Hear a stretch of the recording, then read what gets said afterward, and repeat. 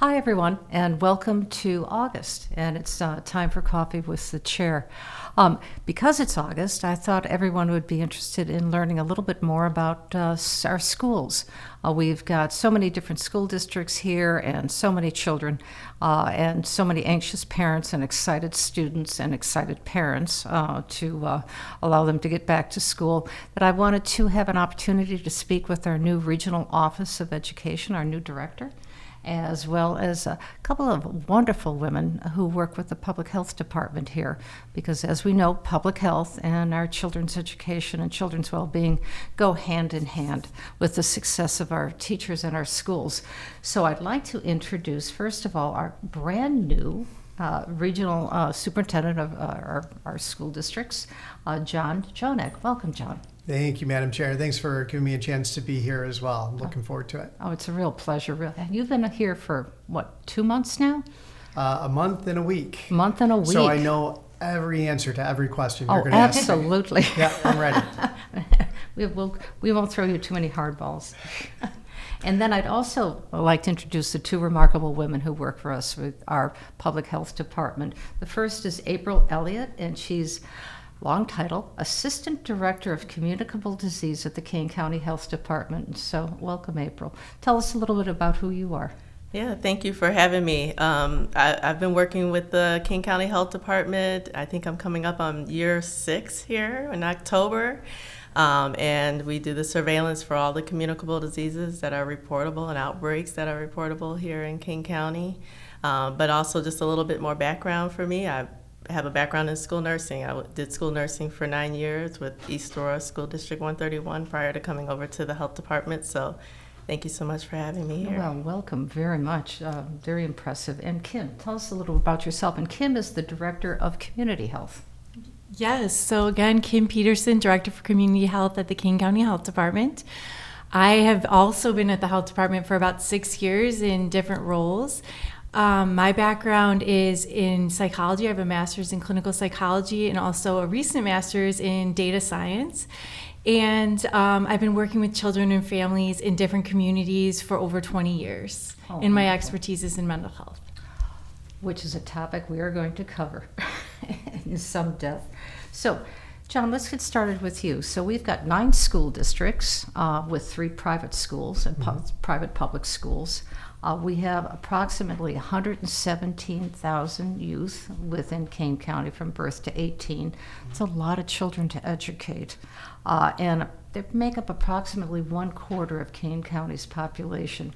So that's a large responsibility. So what are your plans on handling all of those children?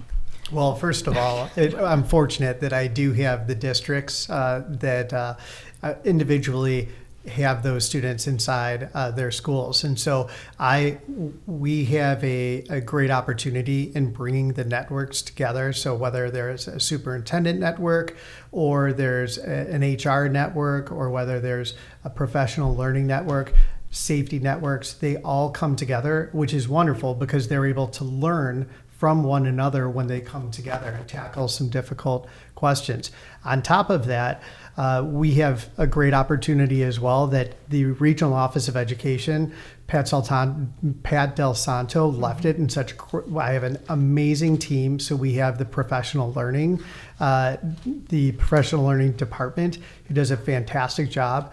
Our alternate programming also does an excellent job in meeting the students, the families, and the districts where they're at so that they're able to address the student's need. Maybe they're not a traditional student, they need something differently. So there's just so much. But, if I was going to say anything to parents, I would definitely say that you are the number one teacher of your child. And that's, as having a few kids myself, that's a big responsibility. And so what you model, what you say, what you do is number one. And so we want to be engaged with our families and our communities. I know our district leadership does as well. And we're just really excited and looking forward to having the kids in the schools.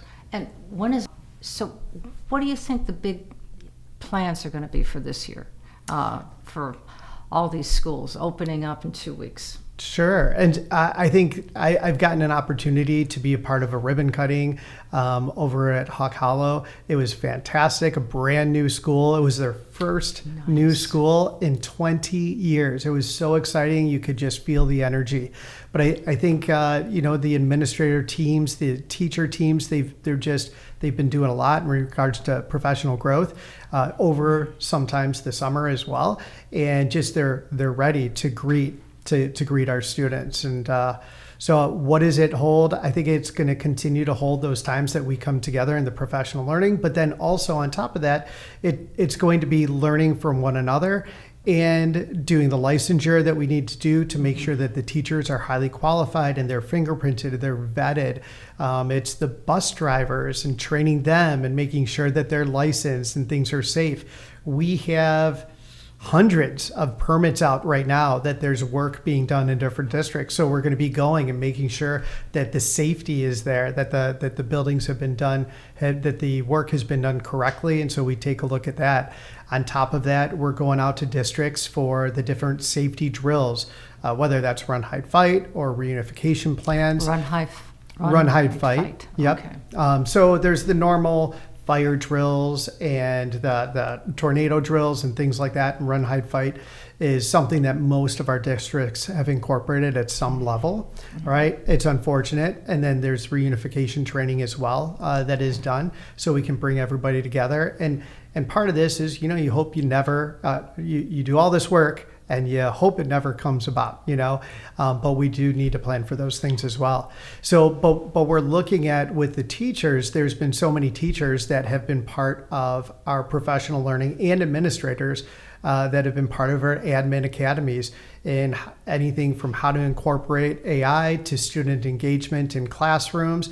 And there's been just a ton of work. And that's what we love. We are all about assisting and inspiring and leading.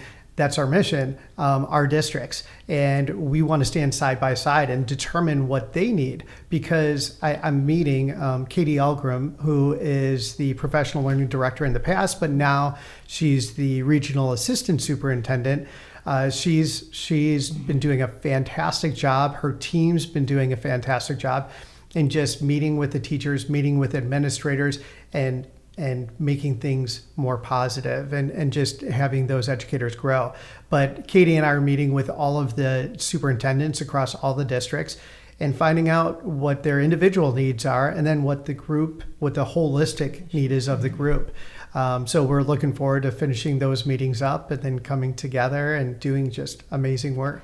So I mentioned 117,000 students. How many students altogether are enrolled in the K through 12 programs within Kane County? Sure. I was ready for that one.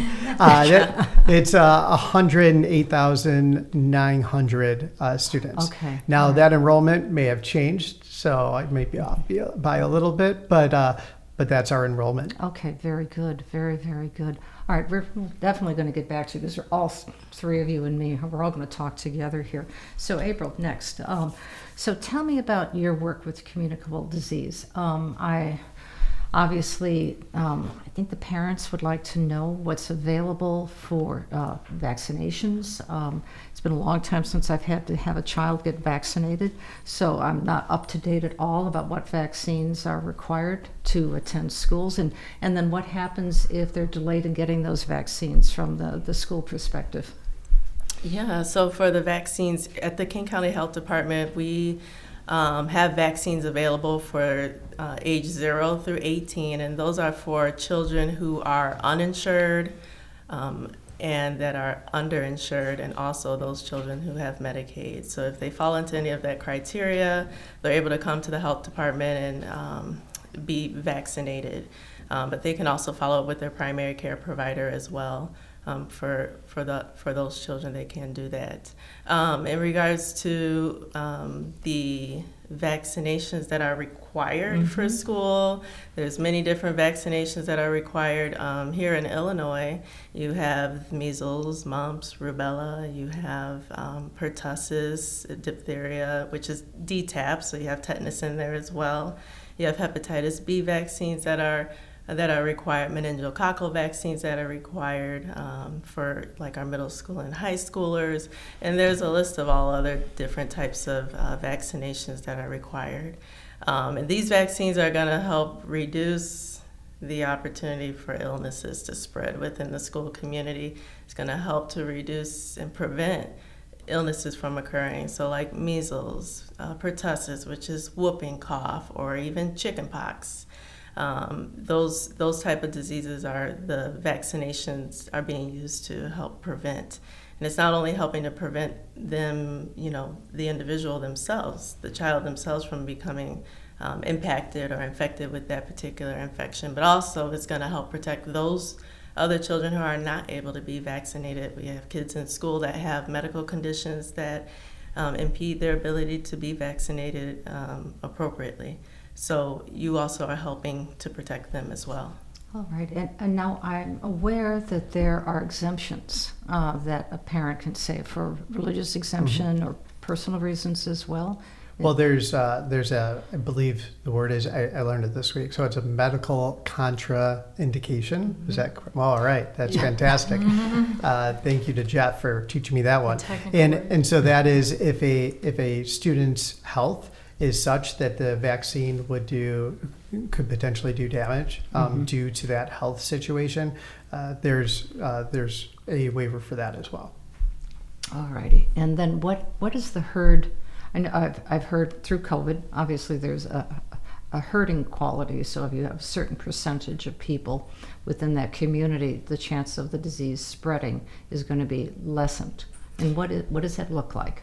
Yeah, so for herd immunity, it is just that, where you have so many people that are vaccinated, majority of your community is vaccinated, so that those, as I mentioned before, that are not able to be vaccinated or are not vaccinated are in a sense to have some level of protection as well. So it impacts the ability of that infection to spread. It makes it harder for infection to spread because the majority of your community are protected. They've gotten that vaccination. So if you mentioned earlier about exclusion, so for kids that are not vaccinated, in Illinois, there's an exclusion day. It's typically in October. And schools typically let the families know ahead of time that they need to get their child vaccinated with the required vaccinations for Illinois so that they are not excluded in October. But some schools may have their exclusion date be earlier, so if they're not able to attend school until they are, meet those vaccine requirements. So just want to have parents be aware of that if they haven't gotten their child vaccinated yet or review their vaccines with their doctor, that they're doing that so that, their child is able to meet those requirements and not have their education, disrupted. And wasn't there also, you have to go to the dentist, if I remember? You have to have a dental appointment and dental care as well? Yeah, there's dental exams for different grade levels that are required, like kindergarten, 6th grade. There's vision exams that might be required, especially for your kindergartners as well. Okay. So they want to make sure that they're following up with those and make sure that they're turning in those forms to the health office. And also can't forget about those kiddos that are in sports, right? So we just want to make sure that they're getting their sports physical and that they're keeping that up to date as well so that they can participate without any interruption. All righty. I'm going to talk about the children who can't afford some of these things, or just the moms and dads who are stretched thin anyway, and how we can provide that. So let's put a pin on that discussion because I'd like to introduce Kim. So community health. So, and you said you have a specialization in mental health. Could you share with us, and we can go down this rabbit hole forever and a day, on the mental health opportunities, providing strong mental health that I know the schools are now going to have to incorporate in 27, 28, that's correct. And what you are doing to already get a jump start on that. Sure. So we are lucky to live in a county that is rich in resources regarding mental health and wellness and parenting help, which is a huge thing, being a parent myself, to balance everything, balance your own mental health and balance the mental health of the children is is a very difficult thing. So luckily there's so many places within our community that you can reach out to. The schools have social workers, different counselors. If your family or your student needs more help, visit our Kane County Health Department resource page, and there's a wide variety of resources that parents can access. And this is the wide range of folks that have private insurance, great insurance, full coverage, up to those that have little to no coverage or are on Medicaid. So we have a wide variety of those organizations throughout our community. And you can always call the Health Department Information and Referral Specialist, Tony Garcia. She's on my team. She will help connect you with those resources if you just need that extra help navigating, or if you're a parent kind of under stress trying to figure out even where to start. But I always also encourage you to have communication with the schools and at home. Do some things at home to prepare. You know, like we've started implementing the earlier bedtimes with my sons right now. And then just getting them prepared. They don't like it, but just getting them prepared. I always say preparation is the antithesis of anxiety, which is a huge issue with students right now. If you're prepared, if the expectations are set, like here's what we're going to work on this year, and they're realistic expectations for academic and behavioral success, all of those things will really help the students feel prepared to and excited for school. It can be an exciting thing if the parents kind of model that and get the help in place before the chaos starts, as we like to say in my family. Get them on the bus on time, which is always a challenge for parents and children. The first day especially. Dragging everyone out of bed, you know. And getting yourself out of bed. And Yes. it's a wonderful chaos. So last year I heard that Kane County students, because we are basically a wealthy county, many of our school districts have a significant amount of financial resources, as do their parents. And there's pockets, so I'm not saying all of Kane County, but I've heard a lot about chronic absenteeism. And I'd like to talk about that as we're talking about the first day of school. Why is that? And then can it be reflected to mental health? So how does this work? So what is ROE doing to direct that? Oh, okay. Yes. So there's many programs, and I would say, and I've just had a handful of those superintendent meetings, but that is one thing that always gets brought up. What do we do about this, chronic truancy issue that we're having? And there's different districts that are doing different things. So there's like Elgin. Elgin has a brand new kickoff this year. They've got PowerPoints. They're celebrating the staff when there's less absences. They're talking to parents. I believe they have a magnet that's going out that shows how the students are currently doing. But there's more momentum behind it than ever before, and so I'm looking forward to seeing what that does. Additionally, some of our professional learning coaches, members of the team, they came and they worked on professional learning with some schools in Elgin, and while they were doing that, they saw that attendance was an issue. It's a big issue. And so they started working on a tracking tool with some of those teachers, and they're going to incorporate that at a higher level now because you need to identify it. You need to be able to look at the individuals that are struggling, and then you need to be able to move on that. So that's great. We're also trying to let our parents know just how important education, going to school every day. I mean, you got to show up. That's the biggest part of it. You got to show up, and then it comes to the work that you do, right? Additionally, St. Charles is doing some different things as well. I believe they have a quote. I'm going to mess it up, but it's something about 9 days or less is best, and just kind of sending out that you don't want to be over 5%. We understand as parents, we understand that there are going to be those times where we just can't send our kiddos to school, but 5% or less is or less than 5% is what the goal is. Now, when those things do happen, we understand that every single student walks through the school doors, and they walk in there with different talents, and they walk in there with different challenges. And so it's meeting our students individually where they're at holistically and individually, and making sure that we can provide them what they need. We do have just an amazing program that's called ALOP. It's a little bit different than your traditional schooling, but it continues to educate our students. Okay. Additionally, we have truancy teams and youth counselors that are coming together. Dr. Patricia Graysick, who is one of the most well-known professors on the subject of truancy and chronic truancy, is going to be working. We're going to have a 4-part series over the year for Kane County schools. Wonderful. So that they can come together with their school teams and they can learn from Patricia, learn from Josh Axelson. I mean, we've got some just fantastic people out there that are working with schools, they're working with families, they're working with communities to make things better. We've got task forces in which we've got a member from each school that comes together and they're talking about what's working, what's not working. So there's so much, but really it's the parents coming together with the school and then teaching more engagement. What can we do to make things more engaging? But it's all coming together to try to solve that problem because it's gotten significantly worse over time. So those are a few things. Thank you. And then how does that reflect with the mental health and what we can do to support the children? And then I wanted to talk about, from what I've heard teachers, is that oftentimes because of COVID, parents used to have very flexible time with their children, and they'd go on a holiday, an extended week, 2-week holiday in the middle of the school year.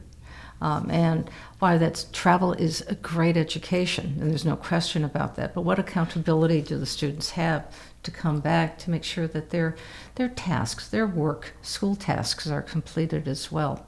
So let's talk about mental health first. Yes, so while he was kind of talking more about that behavioral implementations, like the rewards for showing up X percentage of days or things like that, we also look at the cognitive side of it, that we do in cognitive behavioral therapy, just reframing kind of their mindset. Yes, you don't feel on your game today, you don't feel perfectly well today, but show up and do it anyway.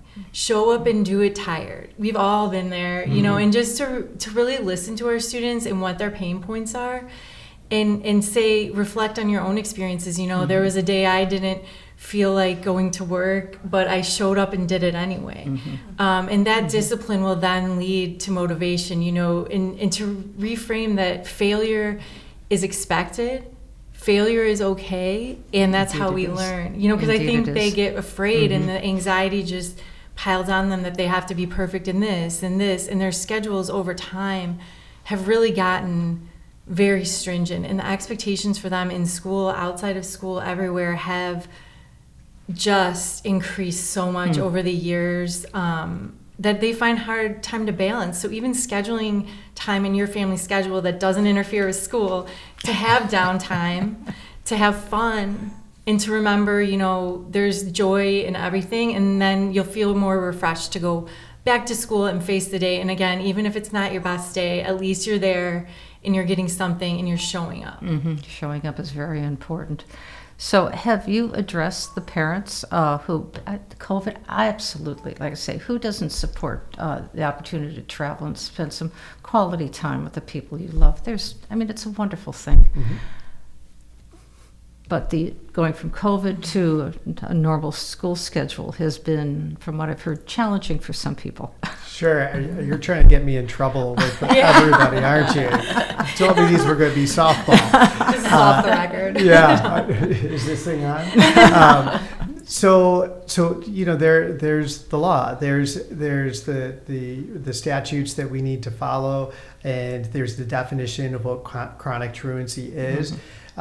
And here the thing is that it does negatively impact the overall look of the school, and the schools, the districts, are being held accountable when the students are there. So obviously we want students to be in school as much as possible.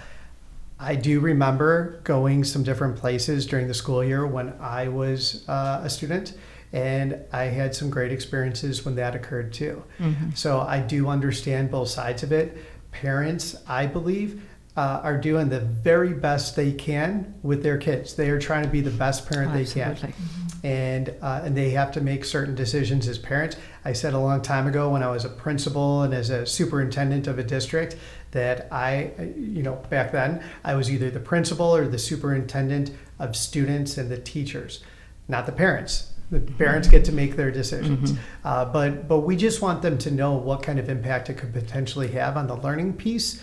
That can be a little difficult. Okay. And I'm old school, so I agree. So, go to school. Have a good time and learn a lot and behave yourself. So I'd like to go back, and we were talking about communicable diseases, April. So you mentioned that you could go to Kane County Clinic, which is located in Aurora. And next year, I hope that we'll have the facility opened up in Elgin. But are there any other clinics that people can go to? And is it possible, very much, I'm reflecting back, the flu shots that we have, which are open to the public, as well as the previous COVID shots open to the public. Are there any similar things that you're having, kind of a student roundup at a gymnasium, right? Everybody comes in and picks up their school supplies or lists, if that still happens. And if you haven't had your shots, go right over there because they're available to you. Yeah, there's local back to school events that are going on throughout, the county. So I would always encourage families to check into their local town or city to identify those different events that are going on.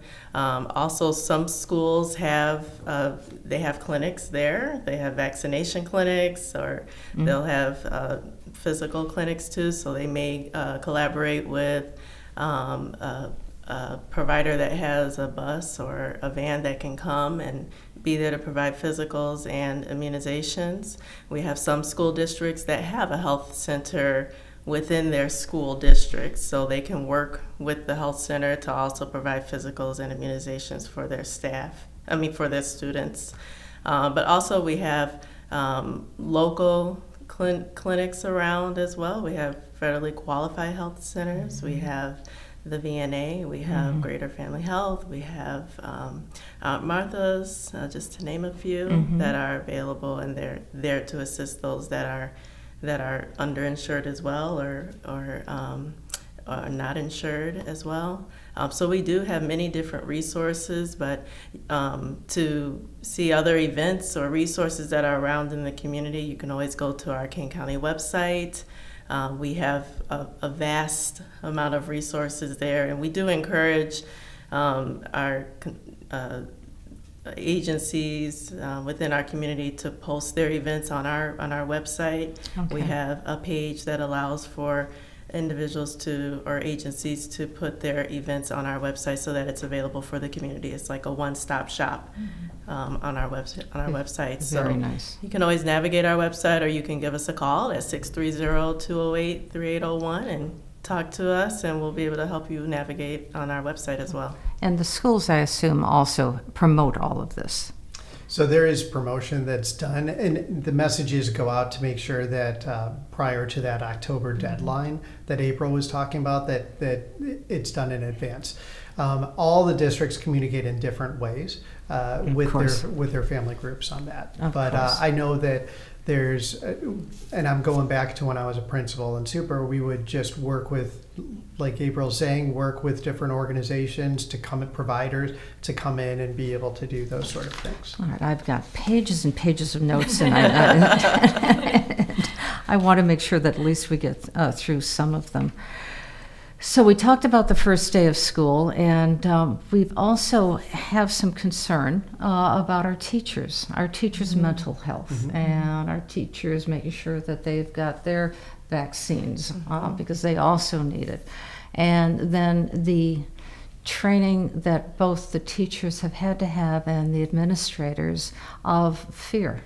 You talked about the run, hide, walk. What is it? Hide, run, hide, fight. Yes, and because from a grandmother's perspective, I'm going, oh my gosh, how scary for our children to have to learn that.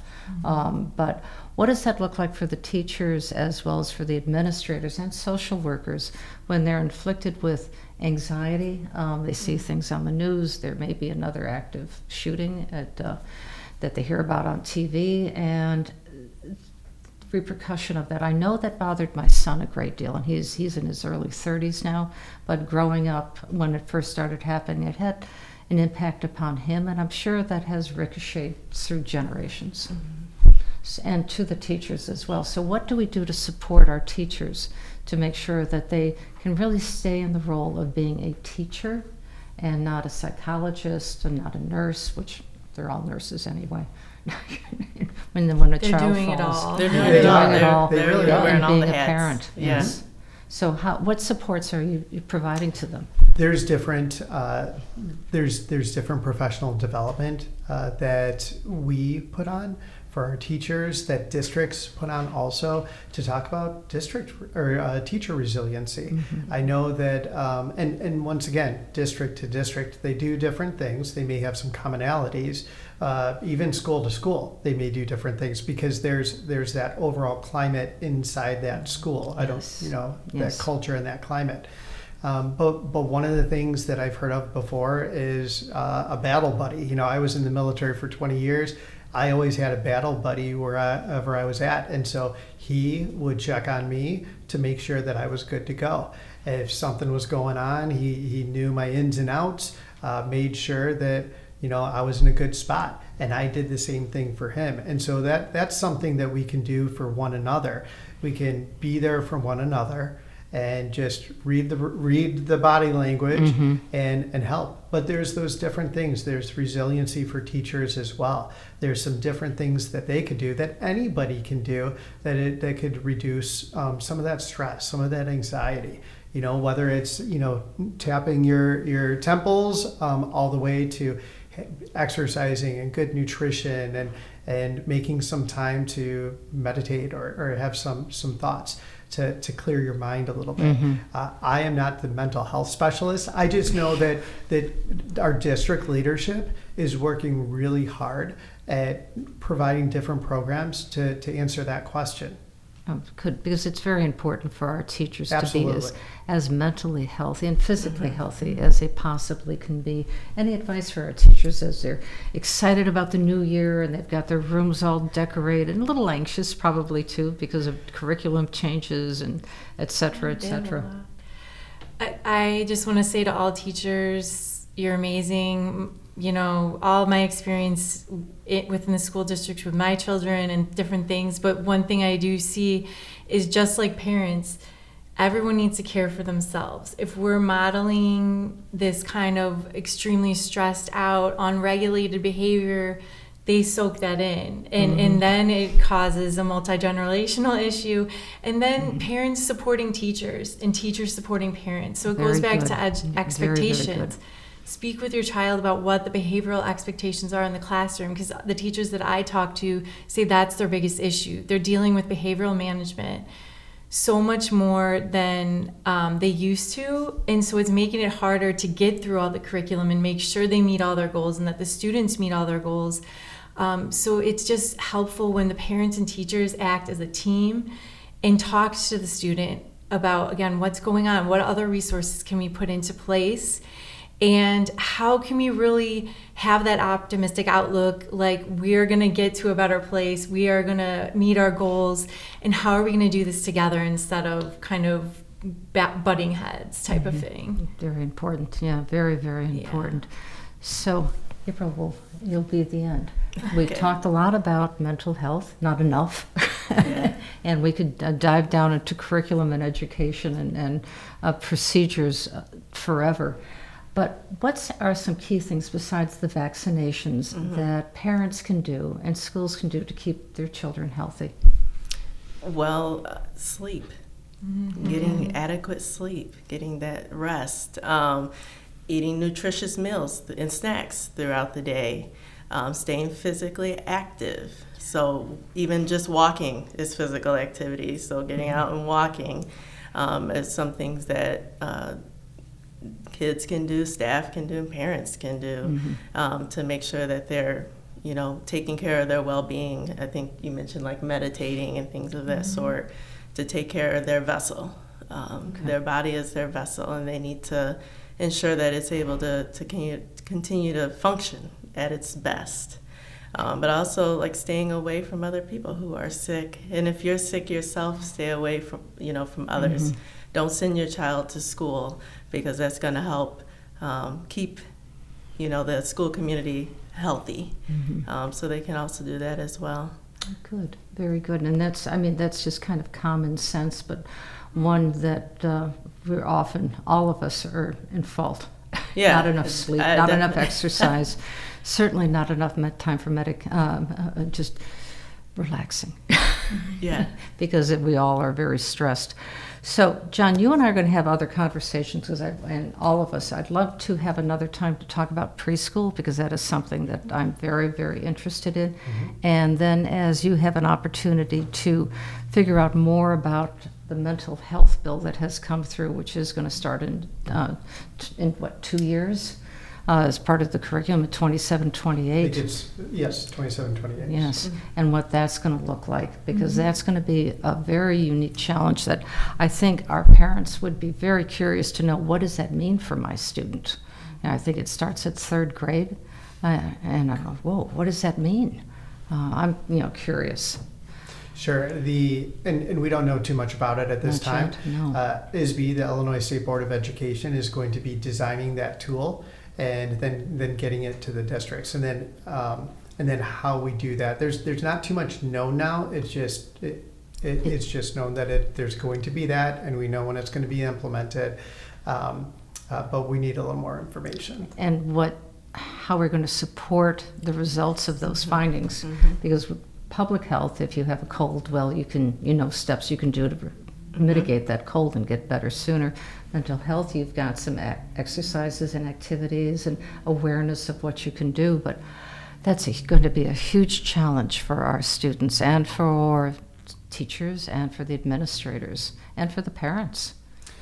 Well, I think that the teachers, the school districts, they're working really hard at trying to show our students how to do different things to mitigate, to lower that stress, that anxiety, and things that you may do may be different than what I do, right? There's different ways that you can express yourself in positive ways that's going to relieve some of that as well. But I believe I believe between our social workers, our youth counselors out there, just all of the educators, that we know more about it now, and we're trying to make some changes and model that. Yeah, and true. Well, I want to thank all of you for attending today and coming to talk to us. This has been an informative and encouraging conversation. I want to thank John Jonak and April Elliott and Kim Peterson for your insights and for your continued dedication to the students and families of Kane County.